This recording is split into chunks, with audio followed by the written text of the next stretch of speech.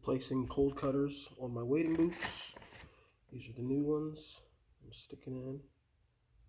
You can see the edge there. And then after about a year, that's what an old one will look like. You can see how flat it is. You'll know they need replacing when you start slipping all over the place. I'm adding a couple extras also. There's some of the old ones in there, and that's one with the new ones. 1/4-inch socket.